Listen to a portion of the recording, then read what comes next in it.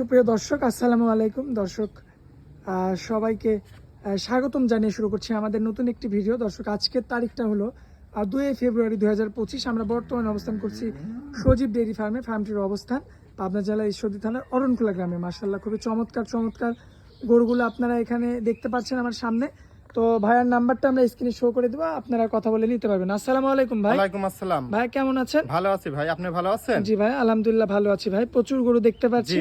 মুন্ডি গরু রয়েছে, মুন্ডি গরু রয়েছে, স্পেশাল মুন্ডি। স্পেশাল দুইটা মুন্ডি আছে। আচ্ছা, এই মুন্ডিটার কেমন দাম দিবেন ভাই?